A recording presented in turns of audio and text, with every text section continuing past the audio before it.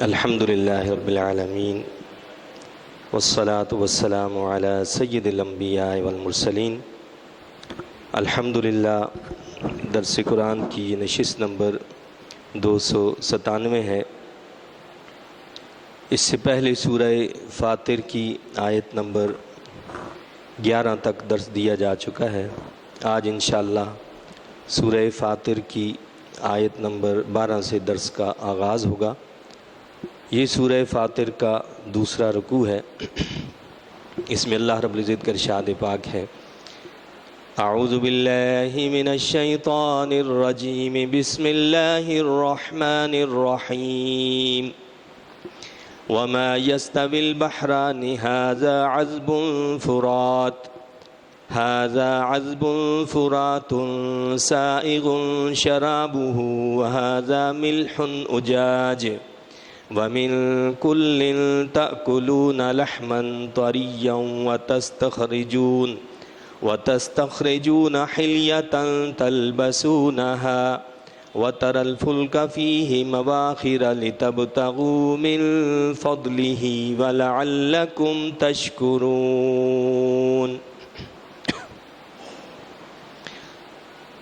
سورہ فاطر کی پچھلی آیت میں اللہ تعالیٰ نے ہمیں یہ بتایا تھا کہ اور نہ لمبی زندگی دی جاتی ہے کسی طویل العمر کو، اور نہ کم رکھی جاتی کسی کی عمر، مگر ان ساری باتوں کی تفصیل جو ہے وہ کتاب میں درج ہے، یعنی لوح محفوظ کے اندر ہمارا سب کچھ ریکارڈ موجود ہے۔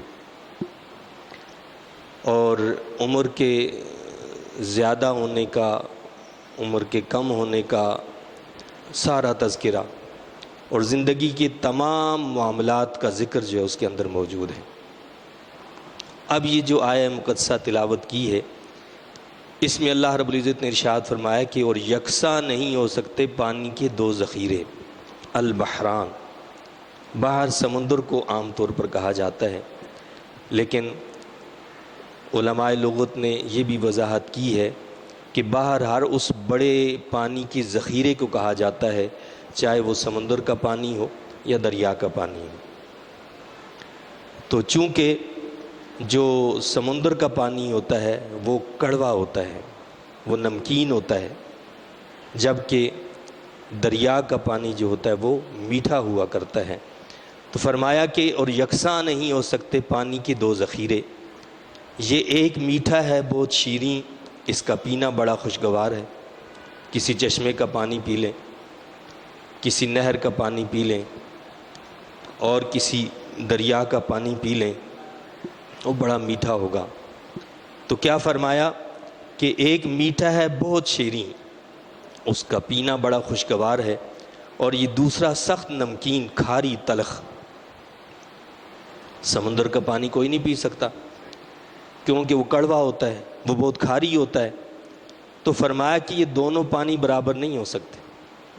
ایک کنواں آپ کھودتے ہیں، وہاں سے میٹھا پانی نکل آتا ہے، اسی کے تھوڑا فاصلے پر دوسرا کنواں کھودتے ہیں، وہاں کھاری پانی نکل آتا ہے۔ یہ اللہ کی قدرت ہے کہ وہ اسی زمین میں کھاری پانی بھی رکھا ہے، اسی زمین میں میٹھا پانی بھی رکھا ہے، اور یہ اس کی قدرت کا کرشمہ ہے کہ دونوں پانی مل کر چلتے ہیں لیکن وہ آپس میں مکس نہیں ہوتے، وہ گڈ مڈ نہیں ہو جاتے، کھارا کھارا ہی رہتا ہے، میٹھا میٹھا ہی رہتا ہے، اس لیے کہ ان دونوں کے درمیان رب کائنات نے ایک ایسی آڑ رکھی ہے جو مجھے آپ کو نظر نہیں آتی، لیکن وہ آڑ ایسی ہوتی کہ جو دوسرے کے ساتھ مکس نہیں ہونے دیتی اس کو۔ تو فرمایا کہ ایک پانی وہ ہے جو بہت شیریں ہے، جس کا پینا بڑا خوشگوار ہے، اور دوسرا سخت نمکین کھاری تلخ، اور دونوں میں سے تم کھاتے ہو تر و تازہ گوشت۔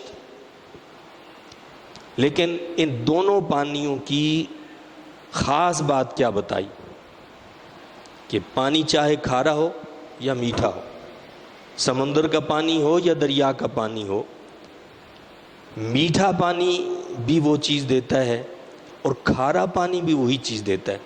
وہ کیا ہے؟ فرمایا کہ دونوں سے تم کھاتے ہو تر و تازہ گوشت۔ آپ سمندر میں سے مچھلی پکڑیں تو ایسا نہیں ہوتا کہ سمندر کی مچھلی جو ہے وہ کوئی کڑوی ہوتی ہے، نمکین ہوتی ہے، بلکہ وہ بھی میٹھی ہوتی ہے، اس کا گوشت بھی تر و تازہ ہوتا ہے، اس کے اندر بھی وہی لذت ہوتی ہے۔ تو فرمایا کہ تم کھاتے ہو تر و تازہ گوشت اور نکالتے ہو زینت کا سامان جسے تم پہنتے ہو۔ دوسری بات کیا ہے؟ ایک چیز تو یہ کہ اس سمندر سے، اس دریا سے، ان دونوں پانیوں سے کیا کیا جاتا ہے؟ گوشت حاصل کیا جاتا ہے، مچھلی حاصل کی جاتی ہے، تر و تازہ ہوتی ہے، میٹھی ہوتی ہے، لذیذ ہوتی ہے۔ دوسری چیز یہ فرمائی کہ اس سے زینت کا سامان تم نکالتے ہو جسے تم پہنتے ہو۔ یہ سمندر کے اندر اللہ تعالیٰ نے رکھے ہیں، یعنی موتی ہیں، مرجان ہیں، یہ سارے اللہ نے سمندر کے اندر رکھے ہیں کہ جس سے انسان نکالتا ہے ان کو اور پھر اس سے زیور بناتا ہے، اور زیور کو جو ہے عورت استعمال کرتی ہے۔ مرد کے لیے زیور کا پہننا جائز نہیں ہے سوائے ایک مخصوص مقدار کی چاندی کی انگوٹھی کی، اس کے علاوہ مرد کے لیے زیور پہننا جائز نہیں ہے۔ ہاں، مردوں کے لیے آخرت میں ہے، دنیا میں عورتوں کے لیے، خواتین کے لیے اللہ نے اس کو رکھا ہے۔ تو فرمایا کہ زینت کا سامان نکالتے ہو جسے تم پہنتے ہو۔ تو اس پانی سے ایک تو کیا ہوتا ہے کہ گوشت نکالا جاتا ہے، گوشت حاصل کیا جاتا ہے تر و تازہ، اور دوسرا یہ کہ اس سے سامان زینت حاصل کیا جاتا ہے۔ اور تیسری بات جو اللہ نے فرمائی، اور تو دیکھتا ہے کشتیوں کو پانی میں کہ اسے چیرتی، شور مچاتی چلی جا رہی ہیں تاکہ تم تلاش کر سکو اس کے فضل کو، اور یہ سب نوازشات اس لیے تاکہ تم شکر ادا کرو۔ تیسرا فائدہ جو اللہ نے بتایا وہ کیا ہے کہ اس سمندر کے اندر، اس دریا کے اندر تم کشتیاں چلاتے ہو، جہاز چلاتے ہو، ایک جگہ سے دوسری جگہ اپنے سامان کو منتقل کرتے ہو، ایک ملک سے دوسرے ملک منتقل کرتے ہو، اور اس کے ذریعے سے تم تجارت کر کے اللہ کا فضل، اس کی روزی تلاش کرتے ہو۔ یہ تین فوائد اللہ نے بتائے یہاں پر: تر و تازہ گوشت، اس سے زیور کا حاصل کرنا، اور اس میں کشتیاں اور جہاز چلانا۔ ان ساری چیزوں کا تقاضا کیا ہے؟ اللہ نے کیا بتایا؟ لعلکم تشکرون۔ یہ سب نوازشات اس لیے تاکہ تم شکر ادا کرو۔ اگر رب کائنات یہ سہولتیں ہم سے چھین لیتا، ہمیں یہ نہ دیتا، تو زندگی کتنی اجیرن ہو جاتی، زندگی کتنی مشکل ہو جاتی۔ اس رب نے یہ انعامات و اکرامات کر کے ان کا ذکر کیا، اور ذکر اس لیے کیا تاکہ تم شکر ادا کرو۔ تو اللہ ہمیں اپنے شکر گزار بندوں میں شامل فرمائے، شکر کرنے والا بنائے۔ یولج اللیل فی النہار ویولج النہار فی اللیل وسخر الشمس والقمر کل یجری لأجل مسمی۔ یہ چند نعمتوں کا ذکر ہوا تھا پہلے، اب اگلی نعمتوں کا ذکر۔ وہ داخل کرتا ہے کبھی رات کے ایک حصے کو دن میں، اور کبھی داخل کرتا ہے دن کے ایک حصے کو رات میں، ہیں جی؟ کبھی دن چھوٹے، کبھی راتیں چھوٹی، کبھی راتیں لمبی ہوتی ہیں اور کبھی دن لمبے ہو جاتے ہیں۔ فرمایا کہ یہ اس کا نظام ہے، یہ رب کائنات کا بنایا ہوا ایک نظام ہے جس کے تحت یہ دن کبھی بڑے ہو جاتے ہیں، کبھی چھوٹے ہو جاتے ہیں، کبھی راتیں بڑی ہو جاتی ہیں، کبھی راتیں چھوٹی ہو جاتی ہیں۔ یہ سب بھی انسان کے لیے اللہ کا انعام اور اکرام ہے کہ یہ موسموں کی تبدیلی، یہ تبدیلی بھی انسان کے لیے ضروری ہے۔ اس سے اس کی معیشت کے لیے بہت ساری چیزیں ہوتی ہیں کہ جن کو ہم سردیوں میں حاصل کرتے ہیں، بہت ساری چیزیں ہوتی ہیں جن کو ہم گرمیوں میں حاصل کرتے ہیں۔ تو ان ساری چیزوں کے تقاضے انسان کے لیے رب کائنات نے ان ساری چیزوں کا انتظام کیا ہوا ہے۔ اور کیا فرمایا؟ اور اس نے پابند حکم کر دیا ہے سورج اور چاند کو، ہر ایک رواں ہے مقررہ میعاد تک۔ یہ سورج اور چاند جو چل رہے ہیں یہ بھی اس کے حکم کے پابند ہیں، اس کے حکم سے ہی ان کا آنا ہے، اس کے حکم سے ان کا جانا ہے، اسی کے حکم سے یہ کبھی لمبا وقت سورج جو ہے آسمان پر رہتا ہے اور کبھی کم وقت رہتا ہے، چونکہ اس کے لیے رب کائنات نے جو وقت مقرر کیا ہے اور جیسا نظام متعین کیا ہے، یہ اس سے آگے پیچھے نہیں ہو سکتا۔ ہر ایک چیز اپنے مقررہ میعاد تک جو ہے رواں دواں ہے۔ ذالکم اللہ ربکم لہ الملک، یہ ہے اللہ جو تمہارا رب ہے، اسی کی ساری بادشاہی ہے، یہ سارا نظام عطا کرنے والا، اس کو چلانے والا تمہارا رب ہے، اور ساری بادشاہی اسی کی ہے۔ والذین تدعون من دونہ ما یملکون من قطمیر۔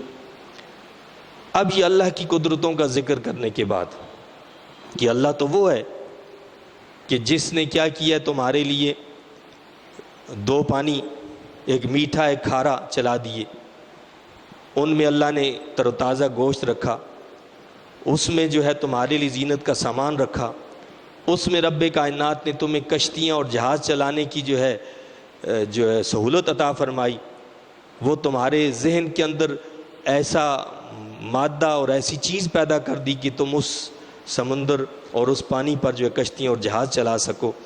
وہ رب ہے کہ جو دن کو رات میں، رات کو دن میں داخل کرتا ہے، جس نے چاند اور سورج کو رواں دواں رکھا ہوا ہے، اتنی قدرتوں کا مالک۔ ایک مالک وہ ہے جو اتنی قدرتوں کا مالک ہے، دوسری طرف تمہاری صورتحال یہ ہے، اور وہ بت جن کی تم پوجا کرتے ہو اللہ تعالیٰ کی سوا، وہ تو گٹھلی کے چھلکے کے بھی مالک نہیں، یہ تو ساری کائنات کا مالک ہے۔ اور اللہ کو چھوڑ کر جن کی تم پوجا کرتے ہو، جن کو تم نے اپنا معبود بنا رکھا ہے، ان کا حال تو یہ، گٹھلی تو بڑی بات ہے، وہ گٹھلی کے اوپر جو چھلکا ہوتا ہے، گٹھلی اندر سے نکلتی ہے اور گٹھلی کو آپ نکالیں، اس کے اوپر ایک ریشہ سا ہوتا ہے، ایک چھلکا سا معمولی سا باریک، اللہ فرماتا ہے وہ تو اس کے مالک بھی نہیں ہے۔ جو اس کے مالک نہیں ہے تم ان کے پیچھے دوڑ رہے ہو اور اپنے مالک کو، خالق کو چھوڑ رہے ہو، تو جو اپنے مالک کو، خالق کو چھوڑ کر ایسی چیزوں کے پیچھے جائے گا، اس نے تباہی اور بربادی کے سوا کچھ بھی حاصل نہیں کرنا، اس نے اپنے آپ کو ہلاک کر دیا۔ ان تدعوہم لا يسمعوا دعاءکم، اگر تم انہیں پکارو تو نہ سن سکیں گے تمہاری پکار۔ ان کا حال یہ ہے کہ اللہ کے علاوہ جن کو تم نے اپنا معبود بنا رکھا ہے، تم ان کو پکارو، وہ تمہاری پکار کو سن نہیں سکتے۔ اور خالق کی کائنات وہ ہے، وہ کہتا ہے کہ تم پکارو، میں تمہاری پکار کو سنتا بھی ہوں، قبول بھی کرتا ہوں۔ وہ کہتا ہے کہ رب کو پکارو، ادعوا ربکم، رب کو پکارو، اور جب تم دعا مانگتے ہو میں تمہاری دعا کو، تمہاری پکار کو سنتا بھی ہوں۔ اور اللہ کو چھوڑ کر جن کو تم پکارتے ہو، فرمایا کہ وہ تو تمہاری پکار کو سن بھی نہیں سکتے۔ وَلَوْ سَمِعُوا مَا اسْتَجَابُوا لَكُمْ، اور اگر فرض کر لیا جائے، اگر وہ بالفرض سن بھی لیں تو وہ تمہاری التجا قبول نہیں کر سکیں گے۔ اگر وہ تمہاری بات کو سن بھی لیتے ہیں تو وہ قبول نہیں کر سکتے تمہاری التجا۔ کیوں؟ اس لیے کہ وہ تو کسی چیز کے مالک نہیں ہے۔ جو کسی چیز کا مالک نہیں ہے تو وہ کیسے تمہاری التجا کو قبول کرے گا؟ وَيَوْمَ الْقِيَامَةِ يَكْفُرُونَ بِشِرْكِكُمْ، اور روز قیامت صاف انکار کریں گے تمہارے شرک کا۔ کیا فرمایا کہ جن کو تم پوجتے ہو، مفسرین نے لکھا کہ جن کو پوجا جاتا ان میں سے ایک تو وہ چیزیں جو بت ہیں، جو بے جان چیزیں ہیں، جو آواز کو سن ہی نہیں سکتی ہیں، لہٰذا وہ سن ہی نہیں سکتے۔ پتھر کو کوئی آواز دے وہ کیا سنے گا؟ اور دوسری وہ اللہ کے مقرب بندے ہیں یا فرشتے ہیں کہ جن کو لوگوں نے اپنا معبود بنا لیا۔ کسی نے کہا کہ عزیر علیہ السلام خدا کے بیٹے ہیں، کسی نے عیسیٰ علیہ السلام کو کہا کہ وہ خدا ہیں یا خدا کے بیٹے ہیں، یا ان کو اپنا خدا یا الہ مان لیا۔ قرآن میں اس کا ذکر ہے، اللہ نے فرمایا کہ قیامت کے دن اللہ حضرت عیسیٰ علیہ السلام سے فرمائے گا کہ بتاؤ کیا تم نے ان کو کہا تھا کہ میری عبادت کرو اللہ کو چھوڑ کر؟ تو حضرت عیسیٰ علیہ السلام عرض کریں گے کہ مولا تو جانتا ہے مجھے کب یہ حق پہنچتا ہے کہ میں ایسی بات کروں؟ اللہ والوں نے تو آ کر ہمیشہ لوگوں کو یہ دعوت دی کہ اللہ کی طرف آؤ، اللہ کی عبادت کرو۔ تو یہاں یہ جو بتایا کہ وہ سن نہیں سکتے اور سنیں تو التجا کو قبول نہیں کر سکتے، کو مقصد کیا ہوگا کہ جو بت ہیں، جو پتھر ہیں، جو مورتیاں ہیں، وہ تو سن ہی نہیں سکتے، اور جو اللہ والے نیک صالحین بندے ہیں وہ سن تو سکتے ہیں لیکن وہ التجا کو قبول نہیں کر سکیں گے۔ کیا مطلب ہے؟ مقصد یہ ہے کہ تم ایک ایسی چیز کا دعویٰ کر رہے ہو جس کی دعوت ہی انہوں نے نہیں دی، تو وہ تمہاری ایسی بات کا کیسے جواب دیں گے؟ وہ جواب ہی نہیں دیں گے، اس لیے کہ انہوں نے اس بات کا تم اس سے مطالبہ ہی نہیں کیا کہ تم اللہ کو چھوڑ کر ان کی عبادت کرو۔ تو کیا فرمایا کہ روز قیامت صاف انکار کریں گے تمہارے شرک کا۔ وہ تو کہیں گے کہ ہم نے کبھی نہیں کہا کہ یہ ہمیں اپنا معبود بنا لیں، ہم نے تو ان کو یہ دعوت دی ہے کہ اللہ کو اپنا معبود سمجھو اور اس کی عبادت کرو، اس لیے اسی معبود حقیقی کی عبادت کر کے ہمیں اللہ نے یہ مقام اور مرتبہ عطا فرمایا۔ تو اللہ والوں نے ہمیشہ کیا کیا؟ لوگوں کو اللہ کی طرف بلایا۔ انہوں نے یہ نہیں کہا کہ تم ہماری پوجا پاٹ کرو، ہماری پرستش کرو، یا ہماری عبادت کرو، یا ہمارے سامنے سجدہ ریزیاں کرو، بلکہ انہوں نے یہ کہا کہ اللہ کے سامنے سجدہ ریزی کرو اور اللہ سے دعا مانگو، صالحین کا وسیلہ پیش کرو، اللہ تمہاری دعا کو جلدی قبول فرمائے گا۔ وَلَا يُنَبِّئُكَ مِثْلُ خَبِيرٍ، اور حقیقت حال سے تجھے کوئی آگاہ نہیں کر سکتا خدائے خبیر کی مانند۔ کیا فرمایا؟ یہ ساری باتیں، یہ سارے حالات جو مستقبل میں پیش آنے والے ہیں، ان کی پیشن گوئی پہلے کی جا رہی ہے، اور یہ بتانے والا خود خالق کے کائنات ہے، اور فرمایا کہ جیسی خبر اللہ دے سکتا ہے ایسی خبر کوئی دوسرا نہیں دے سکتا۔ تو لہٰذا اس وقت کے آنے سے پہلے سنبھل جاؤ اور اللہ کی طرف پلٹ آؤ، اس کے حبیب کریم صلی اللہ علیہ وسلم کی تعلیمات کی طرف آ جاؤ۔ یا ایہا الناس انتم الفقراء الی اللہ، اے لوگو تم سب محتاج ہو اللہ تعالیٰ کی۔ انسان کو یہ بتایا ہے کہ وہ اس گھمنڈ میں نہ رہے کہ اللہ اس کی عبادت کا کہیں محتاج ہے۔ اللہ کو میری آپ کی عبادت کی کوئی ضرورت نہیں ہے، ہمیں ضرورت ہے عبادت کی، اللہ کو نہیں ضرورت ہماری عبادت کی۔ ہم سب اس کے محتاج ہیں، وہ کسی کا محتاج نہیں ہے۔ ہم زندگی کا ایک سانس لینے میں اس کے محتاج ہیں۔ اس نے یہ جو ایک سسٹم بنا رکھا ہے، اگر اس میں ذرا کمی آ جائے تو ہم مر جائیں، لیکن اس نے اس نظام کو قائم رکھا ہوا ہماری نافرمانیوں کے باوجود۔ یہ ہمارا سر سے لے کر پاؤں تک جو ایک نظام اللہ نے ہمارے جسم کے اندر بنا رکھا ہے، اس کے اندر کوئی خلل آ جائے تو زندگی گزارنا ہمارے لیے دشوار ہو جاتا ہے۔ تو انسان کو کیا کہا ہے کہ تو نے یہ یاد رکھنا ہے کہ تو اللہ کا محتاج ہے۔ انتم الفقراء الی اللہ، تم سارے کے سارے اللہ کے محتاج ہو، ہر پل ہر گھڑی تم اس کے محتاج ہو، اس کی نظر رحمت کے محتاج ہو۔ اگر وہ اپنی نظر رحمت پھیر دے تو انسان کی زندگی، انسان کا جینا مشکل ہو جائے۔ تو تم تو اس کی نظر کرم کے محتاج ہو، اور وہ خالق کیسا ہے؟ واللہ هو الغنی الحمید، اور اللہ ہی غنی ہے سب خوبیوں سراہا، وہ بے نیاز ہے، وہ غنی ہے، اور وہ سراہا ہوا ہے، خوبیوں والا ہے، تعریفوں والا ہے۔ تم تعریف کرو نہ کرو، تمہاری تعریف کی ضرورت نہیں ہے، تمہاری تعریف کا محتاج نہیں ہے، وہ تو خود سراہا ہوا ہے، وہ حمید ہے۔ ان یشاء یذہبکم ویأت بخلق جدید، وہ کیسا غالب ہے، اس کی کیسی حکمت ہے، کیسی قدرت ہے، اگر اس کی مرضی ہو تو تم سب کو ناپید کر دے اور لے آئے ایک نئی مخلوق، وہ تم سب کو نیست و نابود کر کے ایک نئی مخلوق کو لا سکتا ہے، وہ اتنی قدرتوں والا ہے۔ وَمَا ذَلِكَ عَلَى اللَّهِ بِعَزِيزٍ، اور ایسا کرنا اللہ تعالیٰ پر قطعاً دشوار نہیں ہے، فرمایا کہ اس کے لیے دشوار بھی نہیں ہے۔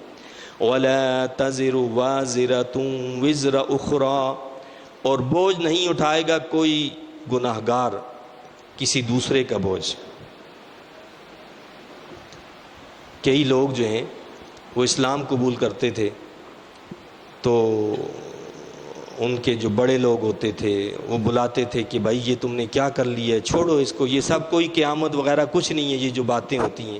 اور اگر بالفرض مان بھی لیا جائے کہ جی قیامت بھی کوئی ہوگی، تو کہتے تھے تمہارا جو بوجھ ہے نا وہ ہمارے اوپر ہوگا، ہم اٹھا لیں گے، چھوڑو تم اس مذہب کو، اس دین کو۔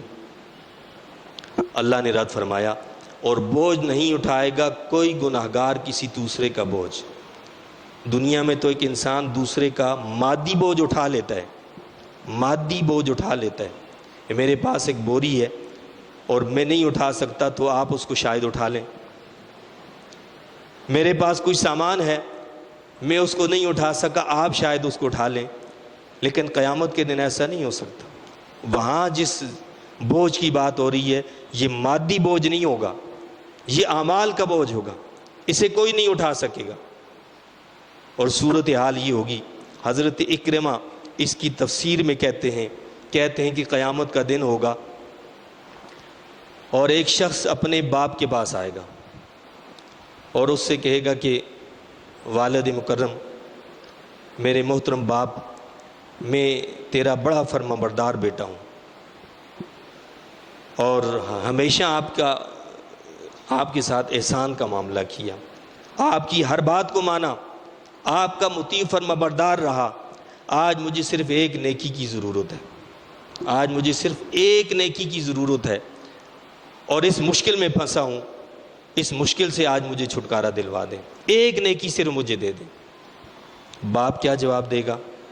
تفسیر قرطبی کے اندر یہ لکھا ہے کہ باپ جواب یہ دے گا کہ بیٹا تمہارا مطالبہ بہت معمولی سا ہے، تمہارا مطالبہ بہت معمولی سا ہے، لیکن جس چیز کا تجھے خوف ہے اسی چیز کا خوف مجھے بھی ہے، جس چیز کا تجھے خوف ہے اس کا خوف مجھے بھی ہے۔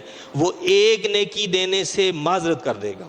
باپ اپنے بیٹے کو ایک نیکی نہیں دے گا، باپ اپنے بیٹے کو ایک نیکی نہیں دے گا۔ یہی صورتحال پھر ہوگی بیٹے کے ساتھ۔ باپ اس کے پاس آئے گا اور باپ کہے گا کہ بیٹا مجھے صرف ایک نیکی کی ضرورت ہے، مجھے ایک نیکی دے دو، دیکھو تمہاری تکلیفوں کو، تمہاری بڑی بڑی پریشانیوں کو میں نے جھیلا ہے، تمہارے ساتھ یہ سلوک کیا ہے، آج میں مشکل میں ہوں، مجھے ایک نیکی کی ضرورت ہے، مجھے ایک نیکی دے دو۔ تو بیٹا بھی وہی جواب دے گا جو باپ نے دیا کہ مجھے بھی اسی چیز کا اندیشہ ہے کہ آج کہیں ایک نیکی کی وجہ سے میں نہ رہ جاؤں، لہٰذا میں ایک نیکی نہیں دے سکتا، وہ معذرت کر لے گا۔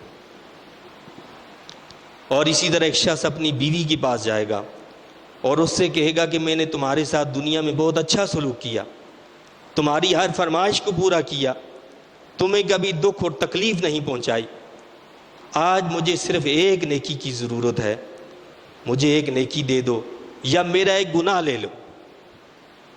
بیوی کیا جواب دے گی؟ بیوی کہے گی کہ تمہارا سوال بہت معمولی سا ہے، لیکن جس چیز کا تجھے خوف ہے اسی کا خوف آج مجھے بھی ہے۔ یوم یفر المرء من اخیہ وامہ وابیہ وصاحبتہ وبنیہ، قرآن کہتا ہے کیا ہوگا؟ انسان سے بھاگے گا، بیوی شوہر سے، شوہر بیوی سے، بیٹا باپ سے، باپ بیٹے سے بھاگے گا، نفسا نفسی کا عالم ہوگا، کوئی ایک نیکی دینے کے لیے تیار نہیں ہوگا۔ تو قرآن کیا کہتا ہے؟ اور بوجھ نہیں اٹھائے گا کوئی گناہگار کسی دوسرے کا بوجھ۔ وَإِن تَدْعُ مُثْقَلَةٌ إِلَىٰ حِمْلِهَا لَا يُحْمَلْ مِنْهُ شَيْءٌ وَلَوْ كَانَ ذَا قُرْبَىٰ، اور اگر بلائے گا پشت پر بوجھ اٹھانے والا کسی کو اپنا بوجھ اٹھانے کے لیے تو نہ اٹھائی جا سکے گی اس کے بوجھ سے کوئی شے، اگرچہ کوئی قریبی رشتہ دار ہی ہو۔ وہ جو جگری دوست تھا دنیا میں، وہ بڑا قریبی رشتہ دار تھا، قریبی عزیز تھا، قریبی محبت کرنے والا تھا، ہر مشکل میں ساتھ دیا کرتا تھا، اسے پکارے گا کہ میرے بھائی، میرے دوست، آج میری اس مشکل کو حل کر دے۔ قرآن کہتا ہے کہ کوئی کچھ بھی نہیں اٹھا سکے گا، کچھ بھی نہیں اٹھا سکے۔ اس مشکل گھڑی کا اندازہ کریں، اللہ تعالی ہمیں اس مشکل سے محفوظ رکھے۔ اس مشکل گھڑی میں جب صرف ایک نیکی کی ضرورت ہے، کوئی ایک نیکی دینے والا نہیں ہوگا۔ بھائی یہ آج جن چیزوں کے پیچھے ہم دوڑ رہے ہیں، یہ کام نہیں آئیں گی وہاں تو کام وہ چیز آئے گی کہ جو اس دن کے لیے تیاری یہاں پر کی جائے گی. یہاں رہتے ہوئے وہاں کی جو تیاری کی جائے گی وہ تو کام آئے گی، لیکن باقی دوستیاں، یاریاں، یہ سب کچھ ختم ہو جائے گا. انما تنذر الذین یخشون ربهم بالغیب واقاموا الصلاۃ. آپ صرف ان کو ڈرا سکتے ہیں جو اپنے رب سے بن دیکھے ڈرتے ہیں اور صحیح صحیح ادا کرتے ہیں نماز. اللہ نے فرمایا اے حبیب صلی اللہ علیہ وسلم، آپ ان لوگوں کو ڈرا سکتے ہیں جو اپنے رب سے بن دیکھے ڈرتے ہیں. بھائی جب انسان کی آنکھ ہی بند ہو جائے گی پھر تو سارے مانیں گے، اللہ کو بھی مانیں گے، اللہ کے نبی کو بھی تسلیم کریں گے. بن دیکھے ہی تو ایمان لانا ہے. ایمان بالغیب، ایمان نام اسی چیز کا ہے. بن دیکھے اللہ کو ماننا، اللہ کے نبی کے کہنے پر ماننا، اللہ کے نبی کی باتوں کی تصدیق کرنا، اسی کا نام ایمان ہے. ورنہ تو فرعون نے بھی پکارا تھا کہ آج میں ایمان لے آیا. تو جب انسان مر جائے گا، حقائق سامنے آ جائیں گے، پھر تو اس نے ساری باتوں کو تسلیم کرنا ہے. اللہ فرماتا ہے کہ آپ صرف ان کو ڈرا سکتے ہیں جو اپنے رب سے بن دیکھے ڈرتے ہیں، جو بن دیکھے اللہ سے ڈرتے ہیں. دوسرا تقاضا کیا ہے ایمان کا؟ جو بن دیکھے ڈرتے ہیں آپ ان کو ڈرا سکتے ہیں، ان کے اندر خشیت الہی پیدا ہو سکتی ہے، خوف خدا پیدا ہو سکتا ہے. وہ کیا کرتے ہیں؟ وہ صحیح صحیح ادا کرتے ہیں نماز. یہ ایمان کا تقاضا ہے. بن دیکھے اللہ کو ماننے کا تقاضا یہ ہے کہ تزکیہ نفس کے لیے نماز کی پابندی. مجھے آپ بتائیے کہ ہم اللہ پر بن دیکھے ایمان رکھتے ہیں کہ اللہ کے نبی نے فرمایا ہے، لیکن اس تقاضے کو پورا کرتے ہیں یہ جو فرمائے کے ساتھ ہی وَأَقَامُوا الصَّلَاةَ، صحیح صحیح ادا کرتے ہیں نماز. 1-2 وقت کی نماز نہیں پڑھتے، 5 وقتہ نماز باجماعت پابندی سے پڑھتے ہیں. آپ زور سے عشاء تک دیکھ لیں مسجد کو، آپ فجر میں دیکھ لیں، وہ امتحان کا وقت پتہ چلتا ہے نا کہ بن دیکھے اللہ سے ڈرنے والا کون ہے. جو بن دیکھے اللہ سے ڈرنے والا ہوگا وہ مسجد میں پہنچا ہوا ہوگا، اپنی نیند کو چھوڑ دے گا، اپنے آرام کو چھوڑ دے گا، اپنے سکون کو چھوڑ دے گا اور اللہ کے سامنے سجدہ ریزی کرے گا. ہماری مسجدیں ویران ہوتی ہیں، مسجدیں خالی ہوتی ہیں، بنانے والوں نے بنا دیا لیکن نماز پڑھنے والوں نے ان کو آباد رکھنے کا کوئی اہتمام نہ کیا. تو اللہ تعالیٰ نے قرآن میں یہاں پر ایمان کا جو ذکر کیا ہے، ایمان اللہ پر جو ایمان بالغیب ہے، اس کے بعد سب سے پہلی بات یہی ہے کہ وَأَقَامُوا الصَّلَاةَ. رات بھر آپ جو ہے میلاد شریف منائیں اور صبح فجر گول کر دیں، اس میلاد کا کوئی ثواب نہیں ملے گا. اس لیے کہ پہلے نماز، پہلے فرض، اس کے بعد ساری چیزیں. رات بھر آپ جو ہے اللہ اللہ کرتے رہیں اور فجر کے وقت جو آرام سے سو جائیں تان کر، اس ساری عبادت کا کوئی فائدہ نہیں. وہ اٹھا کر منہ پر مار دی جائے گی کہ ہم نے تم سے مطالبہ کیا اس نماز کو پڑھنے کا، جس کا مطالبہ کیا وہ تو تم نے چھوڑ دیا، جس کا ہم نے مطالبہ ہی نہیں کیا اس میں لگے پڑے ہو. بھائی مالک کہتا ہے کہ تم نے یہ کام کرنے ہیں اور ہم مالک کے بتائے ہوئے کاموں کو چھوڑ کر دوسرے کاموں میں لگے پڑے، تو مالک خوش ہوگا ناراض ہوگا؟ سیٹھ نے کہا کہ بھائی تم یہ کام کرو، ہم نے سیٹھ کی ان باتوں کو چھوڑ کر دوسرے کام شروع کر دیے، ناراض. تو جب سیٹھ ناراض ہے تو کیسے سمجھتے ہیں کہ اللہ راضی ہوگا؟ اللہ فرماتا ہے کہ یہ کرو، ہم کہتے ہیں ہم یہ نہیں کریں گے، ہم یہ کریں گے. عجیب ہی تو کہ عجیب ہی مسلمان ہیں آج ہم، کہ اللہ کی باتوں کو چھوڑ کر، اللہ کی تعلیمات کو چھوڑ کر خواہشات نفس کو پورا کرنے میں لگے ہیں. تو یہ اللہ کی عبادت کہاں سے ہوئی؟ یہ تو نفس کی عبادت ہے. بھائی جو میرا دل چاہتا ہے، جو میرا من چاہتا ہے، میں نے اس پہ عمل کرنا ہے، بس اس کو کرنا ہے. تو یہ اللہ کی عبادت تو نہیں ہوئی نا. اللہ کی عبادت کیا ہے؟ من کچھ چاہتا ہے، رب کی طرف سے حکم کچھ ہے، تقاضا کچھ ہے، تو ہم نے من کی بات کو چھوڑ کر رب کی بات کو ماننا ہے. یہ ہے اللہ کے حکم کی اتباع، یہ اللہ کے حکم کو ماننا، نہ کہ اپنی خواہشات نفس کی پیروی کرنا. یہ خواہشات نفس کی پیروی ہے کہ ہم جب فرائض کو چھوڑ کر نوافل میں لگ جائیں کہ ہم سے تقاضا تو فرائض کا ہے، ہم سے تقاضا واجبات کا ہے، ہم سے تقاضا سنن کا ہے.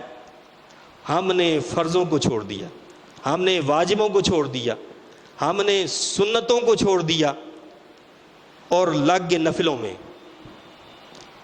اہل اللہ نے جو یہ کہا کہ نفل کو پکڑ کر رکھنا ہے، وہ کیوں کہا؟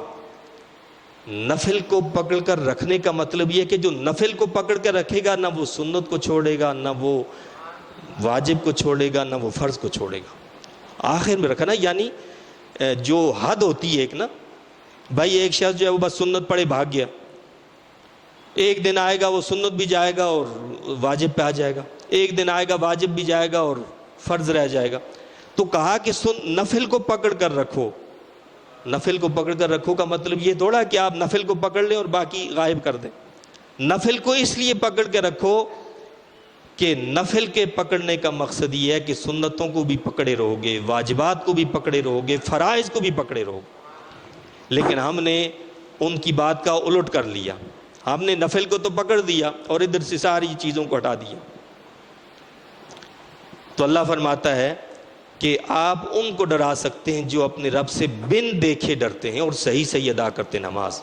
وَمَن تَزَكَّى فَإِنَّمَا يَتَزَكَّى لِنَفْسِهِ، اور جو پاکیزگی اختیار کرتا ہے، یہ نماز نفس کا تزکیہ کرتی ہے. نفس کا تزکیہ ہوتا نماز سے ہے، اور ہم نماز کے قریب ہی نہ آئیں تو نفس کا تزکیہ کیسے؟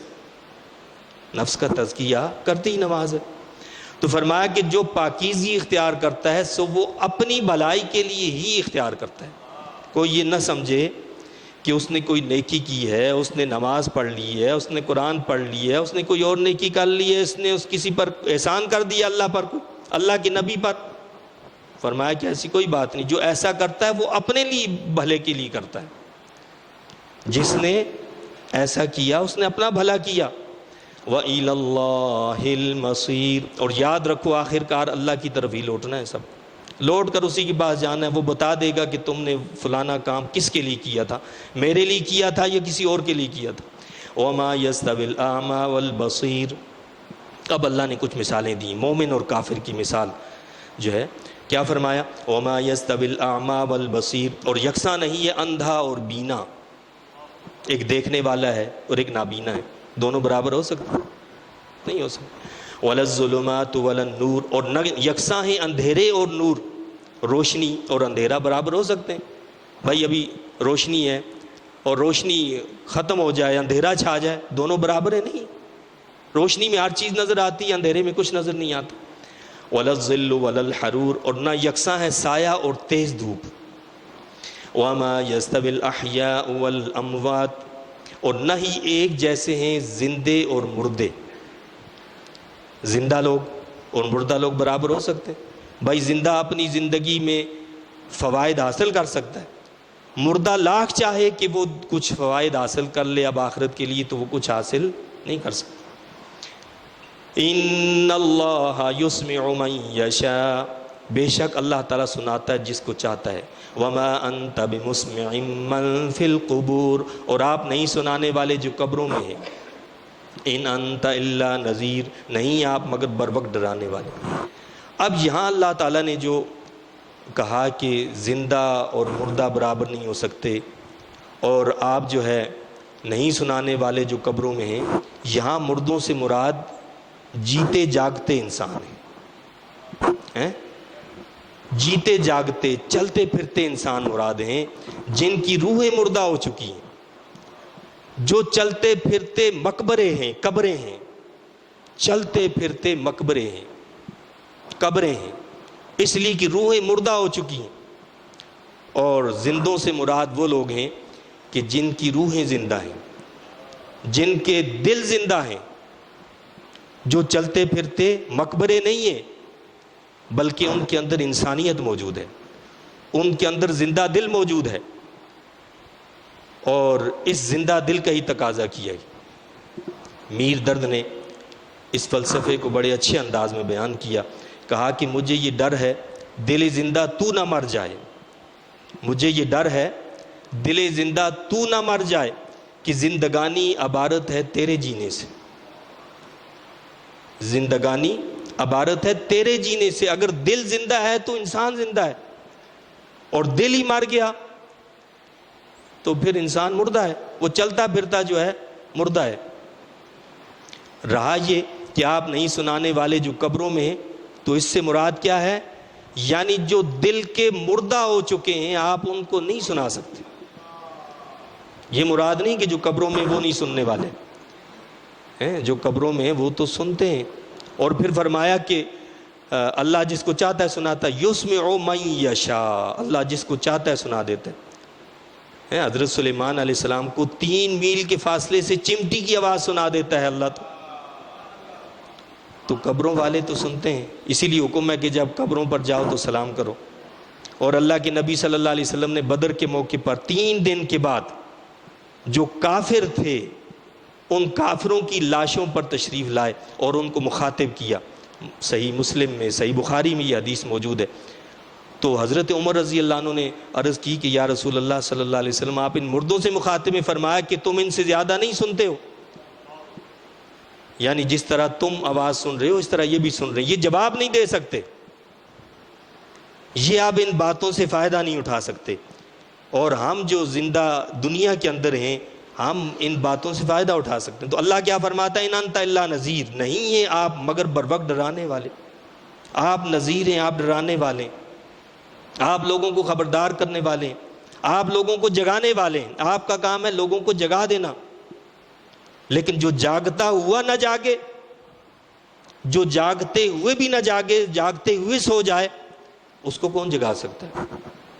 آج ہم وہی قوم ہیں کہ ہم جاگتے ہوئے سوئے ہوئے ہیں۔ تو جو سویا ہوا ہو، سوئے ہوئے کو جگانا آسان ہوتا ہے، سوئے ہوئے کو جگانا آسان ہے۔ سویا ہوا اس کو جگائیں گے، بھائی اٹھو اٹھو نماز پڑھو، اٹھ جائے گا وہ۔ لیکن جو جاگتا ہوا سو گیا ہو اس کو کون جگائے؟ اس کو کوئی نہیں جگا سکتا، اسے تو اللہ ہی جگائے تو جگا سکتا ہے۔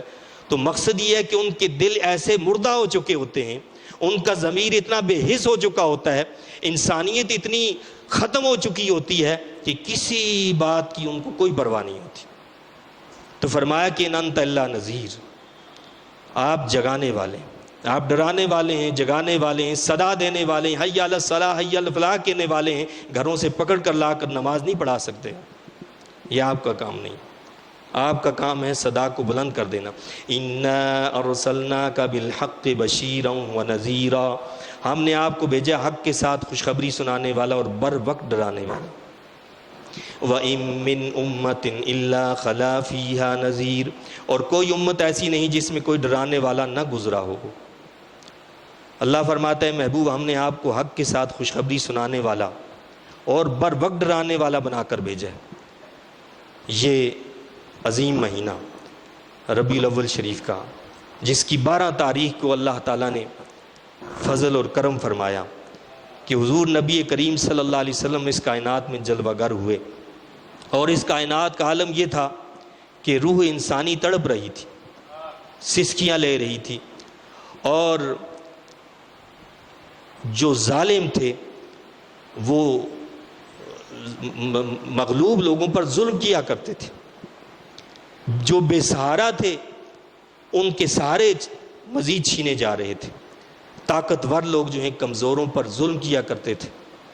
محمد عربی صلی اللہ علیہ وسلم تشریف لائے تو آپ کے آنے کی طفیل سب سے پہلا کرم تو یہ ہوا کہ یہاں جو شیاطین کا ایک شکنجہ تھا، اور شیاطین جو آسمانوں تک جاتے تھے اور آسمانوں سے آ کر اپنے چیلوں کو خبریں دیا کرتے تھے اور لوگوں کو گمراہ کیا کرتے تھے، سب سے پہلے تو رب کائنات نے وہاں دروازے بند کر دیے، اور جو شیاطین اوپر جانے کی کوشش کرتے تھے تو ان کو تارے لگتے تھے اور ان کو مارا جاتا تھا، ان کو پیٹا جاتا تھا۔ اور یہ سلسلہ حضور علیہ السلام کی ولادت کے بعد شروع ہوا کہ اب وہ آسمانوں پر نہیں جا سکتے، پہلے جس طرح شیاطین اوپر چلے جایا کرتے تھے اور فرشتوں کی بعض باتیں سن لیا کرتے تھے، یہ رب نے کرم کیا اپنے حبیب کے صدقے میں کہ اب ایسا وہ نہیں کر سکتے۔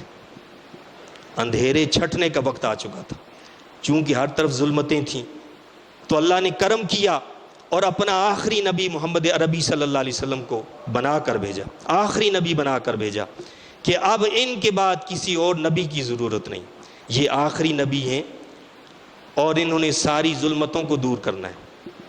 اللہ کے نبی صلی اللہ علیہ وسلم جس معاشرے میں رہ رہے تھے وہ معاشرہ ایسا ہی تھا کہ جہاں ظلم ہوتا تھا، جہاں بدکاری ہوتی تھی، جہاں شراب نوشی ہوتی تھی، جہاں ظلم اور بربریت کو فخر سے کیا جاتا تھا، جہاں گناہ فخر سے کیا جاتا تھا، جہاں تکبر و غرور تھا، جہاں مذہبی پیشوائیت کے اندر بھی تکبر آ چکا تھا اور مذہبی پیشوائیت بھی عجیب عجیب رنگ دکھا رہی تھی۔ محمد عربی صلی اللہ علیہ وسلم نے یہ ساری چیزیں دیکھیں اور اس ماحول کے اندر بھی اپنے دامن کو بالکل پاک صاف رکھا، اپنے کردار کو صاف رکھا۔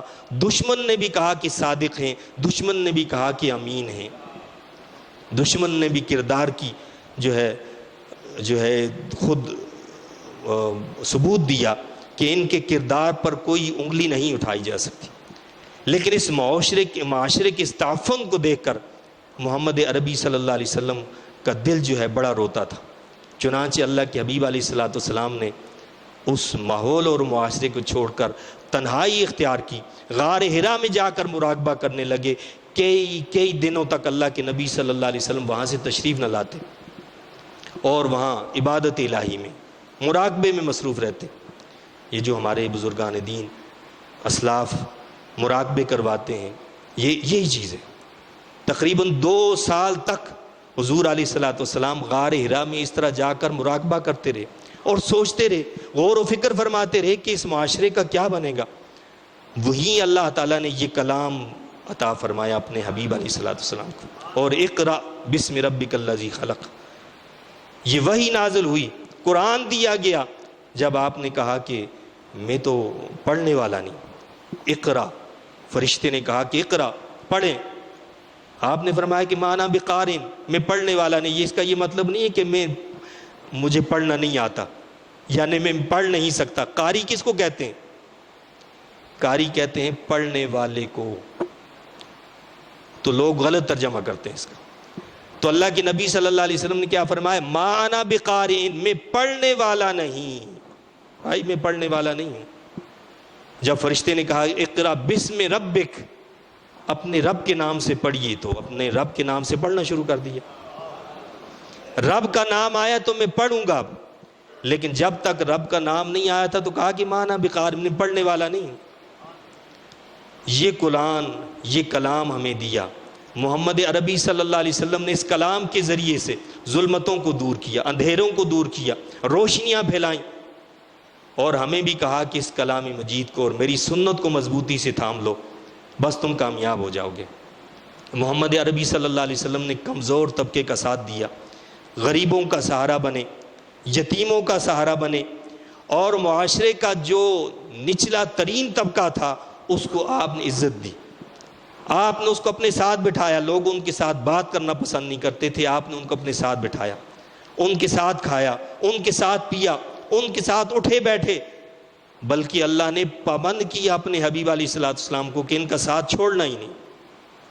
بڑے بڑے رؤساء آئے، انہوں نے کہا کہ جی یہ ان لوگوں کو نکالیں آپ، تو ہم آپ کی بات سننے کے لیے تیار ہیں، آئیں گے آپ کی بات کو سنیں گے۔ اللہ نے فرمایا کہ نہیں، ان کی ضرورت نہیں ہے، اللہ کو کسی رئیس کی ضرورت نہیں ہے، اللہ کو کسی غنی کی ضرورت نہیں ہے، وہ تو خود غنی ہے، اس نے تو لوگوں کو رئیس بنایا ہے، اس کے دین کو بھی کسی امیر کی ضرورت نہیں ہے۔ امیر کو ضرورت ہے دین کی، غنی کو ضرورت ہے دین کی، رئیس کو ضرورت ہے دین کی، بادشاہ کو ضرورت ہے دین کی، اسلام کو، دین کو کسی کی ضرورت نہیں ہے۔ تو اس معاشرے میں اللہ کے نبی صلی اللہ علیہ وسلم نے کمزور طبقے کو عزت دی، اور وہ کمزور طبقہ اسلام کی طاقت بنا۔ کیا آج ہم اسی طرح اس معاشرے میں نہیں ڈھلے ہوئے کہ جہاں طاقت کو سب کچھ تصور کیا جاتا ہے، غریب کو کوئی پوچھتا ہی نہیں، کمزور کا کوئی سہارا بننے کے لیے تیار نہیں۔ اور کمزور کے ساتھ کوئی بات کرنا پسند نہیں کرتا. تو محمد عربی صلی اللہ علیہ وسلم نے آ کر ہمیں یہ سکھایا ہے، ہم اس کے برعکس چلیں تو یہ تو میلاد منانا نہ ہوا. میلاد منانا تو یہ ہے کہ محمد مصطفیٰ صلی اللہ علیہ وسلم کے کردار کو اپنانا، سیرت میں اپنانا، صورت میں اپنانا، اپنی معاشرت میں اپنانا، معیشت میں اپنانا، اپنے گھر میں، گھر کے باہر اپنانا. یہ ہے اصل میلاد منانا. ٹھیک ہے، میلاد منانے کے مختلف طریقے ہو سکتے ہیں، اپنا اپنا ذوق ہے. کوئی جلوس منا کر میلاد مناتا ہے، بہت اچھی بات ہے. اگر وہ شرعی حدود کے اندر رہتے ہوئے یہ سارے کام کرتا ہے، بہت اچھا ہے. کوئی محفل سجا کر اللہ کے حبیب کا ذکر کرتا ہے، یہ بھی میلاد منانا ہے. کوئی نعت پڑھ کے اللہ کے حبیب علیہ السلام کا ذکر خیر کرتا ہے، یہ بھی میلاد منانا ہے. اس کا کوئی متعین طریقہ نہیں ہے کہ جی آپ اسی طریقے سے کر سکتے ہیں، کسی اور طریقے سے نہیں کر سکتے، آپ کے ذوق پر ہے. لیکن حبیب خدا صلی اللہ علیہ وسلم کا اصل میلاد یہ ہے کہ جو قرآن دیا، جو سنت چھوڑی، فرمایا کہ اس کو مضبوطی سے تھام لو، بس تم کامیاب ہو جاؤ. اللہ تعالیٰ مجھے، آپ کو، ہم سب کو قرآن و سنت کی تعلیمات کو سمجھ کر ان کے مطابق عمل کرنے کی توفیق عطا فرمائے. آمین. وآخر دعوانا ان الحمد للہ رب العالمین.